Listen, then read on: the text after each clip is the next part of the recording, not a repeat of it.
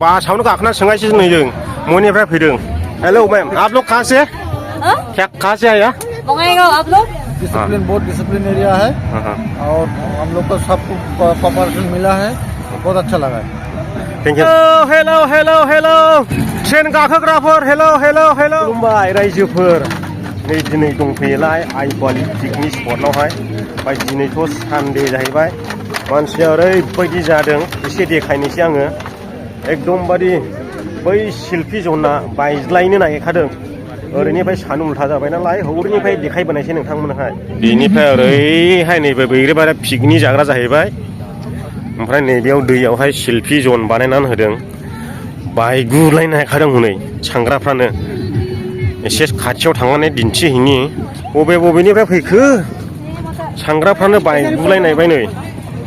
ओरैबायदि होंगो दोंगो आरो सांग्रायानो बायलायनायसै नै देबलायसै। नै मा खारैहाय सेल्फि लानायफ्रा बबेनिफ्राय फैखो एसे सोंनायसै नामा। बेनो मेन जाहैबाय आइ पवालिनि पिकनिक स्पटआ नै नायदो। वाह बहुत अच्छा हो गया। कहाँ से आए आप लोग? हाँ खोखो। वाह कैसा लग रहा जगह? अच्छा लग रहा ना जगह? बेनिफ्राय नायदो नै बेबो मानसिया सानडेनि आरो ओरैबायदि बुंनानै दं मानसिफ्रा। जोङो पिकनिक जाग्राफ्राबो दिनैहाय ओरैबायदि जिब्रादों सार'फालि नै बैग्रिफ्रानो बे बैग्रि बिफाङानो बरथि गोजा पिकनिक जानायफ्रा। सेल्फि लालाबो लाख' हाया नै। बेवहाय मोनसे जा समायना न' बानायना दोनदों नै सेल्फि लानो थाखाय। बे गोजान बेसे गोजाननिफ्राय फैदों? खैला मैला जों दासो फैदों खैला मैलानिफ्राय खाजि जाबायनो। आयौ ओरैनो बरिया नुयो नै। ओरैजों खेमांगौ बै न'जोंहा ओरै जिरायनानैहाय।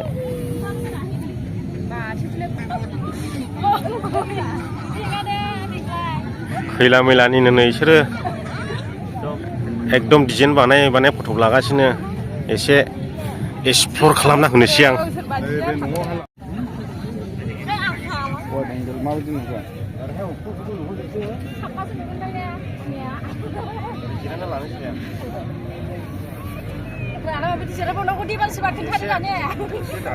मोखांजों मोखां नायब्रा ओरै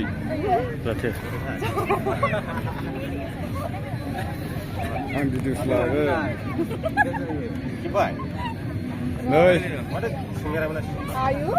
ओरैनायलाय सानैबो बा बिबि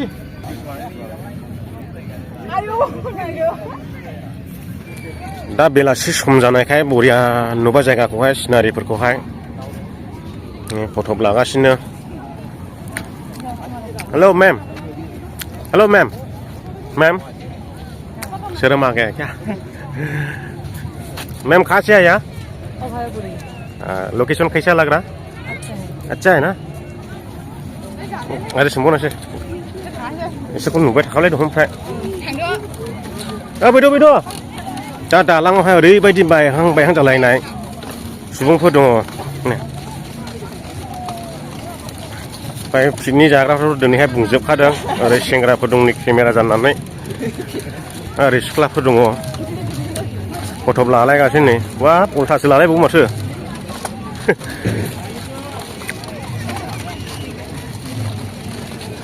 नै उल्था मोखां जाजोब्बाय खोमालै लाजिबायदां। सोरबा लाजियोलै। दा जोङो पिकनिक जाग्रा एरियाखौ एसे दिन्थिहैगोन नोंथांमोननो।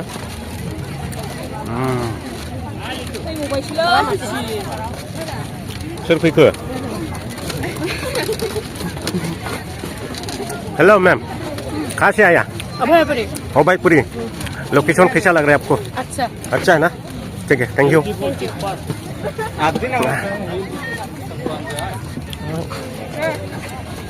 फट' लालायगासिनोलै डिजाइन बानाय नै लागासिनो दङ। औ हेलौ माब्रै मोनदों लकेसनफोरखौलाय मोजांलै दिनै एखे नायनो फैदों जों आइफवालि पिकनिकखौहाय फेमिलियैनो बबेनिफ्राय फैदों सारा मोजां नांदों बेंटल बाजार दे मोजां दा मोजां मोजां दे लाख' हायो ओरैबायदि हेलौ मेम माबेनिफ्राय गवालपारा बर' रोङो दा राभा হয় কেনেকা লাগিছে লোকেশনটো ভাল লাগিছে না थेंक इउ आंलाय बर'सो सोंदों हेलौ কেনেকা লাগিছে ভাল লাগিছে ঠিক আছে थैंक यू कहाँ से आए आप लोग मोहगांव आप लोग को लोकेशन कैसा लग रहा है बहुत अच्छा लग रहा है अच्छा लग रहा है बहुत अच्छा अच्छा जगह है बहुत अच्छा जगह ना हाँ बहुत एंजॉय किया thank you sir thank you ma'am मानि रिसेपसनयाव गरायनि ओमफ्राय सासेयाव बेसे लायो गाखोनाया दे खोन्थाहरदो गेदेर गोलाव 50 थाखा लायो गारिसो नालाय गारिसो गराय गारि ओमफ्राय गारि गैयाबा गेदेरा 100 थाखा लायो ओमफ्राय गोरलैया 50 थाखा लायो गरायल' गाखोनायबा औ दे दिनैहाय सानदे नालाय पिकनिक जाग्राफ्रा गोजाननि फैदों ओमफ्राय जायगा गैलायै एकदमबारे सिल थिप बुंनाय गोजा आं एसे सोंलाबायदों बबेनिफ्राय फैदों यूट्यूबर हाँ यूट्यूबर फेसबुक में देखेगा तो SM एक्सप्लोर लिखेगा तो फेसबुक में मिल जाएगा ओके हाँ आप लोग को यहाँ पे आके कुछ असुविधा अच्छा लगा हाँ बहुत अच्छा लगा कुछ दिक्कत तो नहीं है ना बोरोलैंड मस्त ठीक है सर थैंक यू आप लोग से एक बात पूछना चाहते हैं जी आप लोग कहाँ से आए यार हम अभयपुरी से अभयपुरी बंगाईगांव अभयपुरी अभयपुरी इधर आके लोकेशन कैसा लग रहा है आप लोग लोकेशन बहुत अच्छा लगा और यहाँ पे आके आप लोग को कुछ परेशानी कोई परेशानी नहीं बहुत अच्छा लगा आपको आप लोगों का जो हॉस्पिटलिटी है बहुत अच्छा लगा थैंक यू सर बबेनिफ्राय बाजैमोन बेरेंगाव मालाबा फैफेरबायमोन औ दिनैसो फैदों माबायदि मोनदों फैनानैलाय मोजां मोनदों जेबो उसुबिदाथ' जायाखै दा दे निउ इयार गोदान बोसोराव जाथों बिदिनो जाबाय थाथों दे निउ इयार 2025आव औ जाहाथे मोजाङै बिदिनो जालांबाय थायो बास लानानै पिकनिक जाफैदों नै सर कहाँ से आप लोग हम बोको बोको कौन सा डिस्ट्रिक्ट रहता कामरूप अब इतना दूर से आया लोकेशन कैसा लग रहा है आप लोग को आप लोग को कुछ परेशानी है यहाँ पे कोई तो किसी तो कुछ बोला नहीं ना ठीक है थैंक यू इतना दूर से आप लोग खाने आया इसके लिए थैंक यू बासावनो गाखोना सोंगासिनो नै जों मनिफ्राय फैदों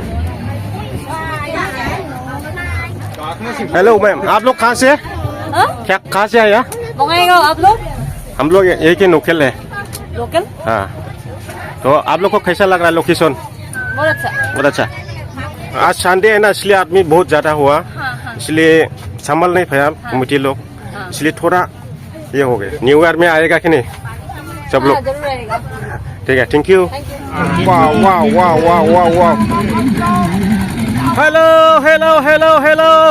ट्रेन गाखोग्राफोर हेलो वाह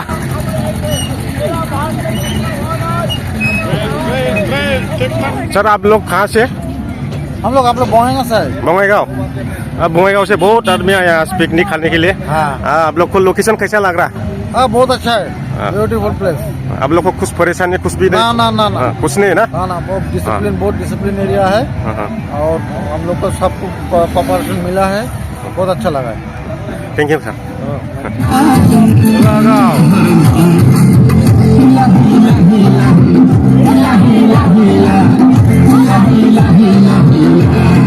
अल्ट्रा बास नै बर' गोजा नामा वाह माहायनिलै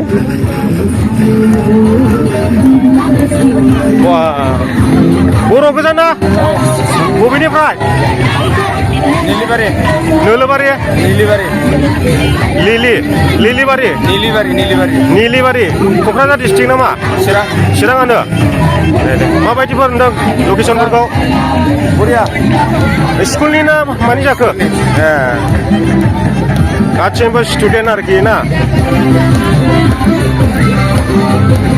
मोसादों नै बायद' माब्रै मोजां ना खबरफोरा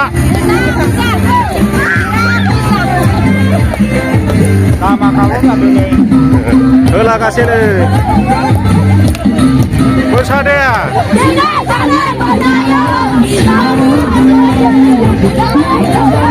आप लोग कहाँ से आया सर हम लोग बंगाईगांव से बंगाईगांव हाँ बंगाईगांव से बहुत आया हाँ बहुत है बहुत जितना भी पूछा बंगाईगांव ही बोल रहा है लोकेशन कैसा है बाकी सब बढ़िया है एकदम बढ़िया मजा हूँ कुछ दिक्कत तो नहीं ना हाँ कुछ दिक्कत नहीं ना हाँ कुछ दिक्कत नहीं है हाँ ठीक है थैंक यू वेलकम तो अभी खाना खाया कहाँ से है सर कहाँ से बंगाईगांव जितना भी पूछता है बंगाईगांव सब बंगाईगांव आया इधर कैसा लग रहा है लोकेशन अच्छा ना आप भी खाना खाया ठीक है थैंक यू एकदमबारे दा आं जोबथानायाव दंफैयो नै लोका भी खाना खाया देखो हेलो सर कहाँ से आया सर नांगलबांगा चिरांग, हाँ। अच्छा ठीक है कैसा लग रहा लोकेशन बहुत अच्छा है ये हमारा लोकेशन है कुछ परेशानी तो नहीं ना नहीं बहुत अच्छा है आप लोग आ जाइए यहाँ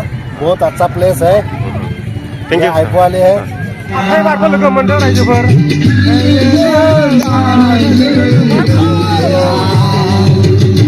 मा गामिनिफ्राय दे खोन्थादो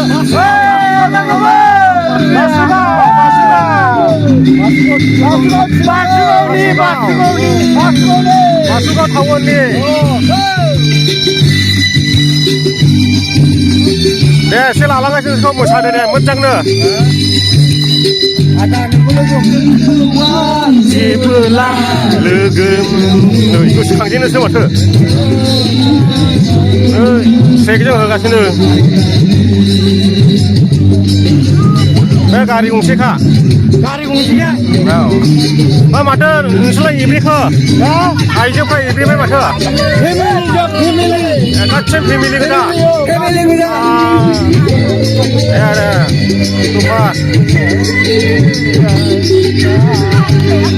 दा समा मोनाबायबो नोंथांमोननो दिन्थिजोब्बाय आङो आइफवालि पिकनिक स्पटआवहाय दिनैहाय सानडे दिनावहाय बेसेबां पाब्लिक जादों बेखौहाय आरो सोंनाय फिन्नायबो नोंथांमोना नुबाय जादोंना जायाखै बेखौथ' मिथिला बेखौ बासा खालामनांगौआ नोंथांमोननि आखायावसै दा आङो दिनैनि भिडिअखौ बेयावनो फोजोबबाय रायजो नोंथांमोन भिडिअखौ मोजां मोनदोंब्ला लाइक खालामदो आरो चेनेलाव गोदान हाबफैदोंब्ला साबस्क्राइब खालामनो दाबाव हायोब्ला शेयार खालामनो दाबाव भिडिअखौ जोबजासिम नायनायनि थाखाय बयनिसिमबो गोजोननाय बावनानै बेयावनो फोजोबबाय बाय बाय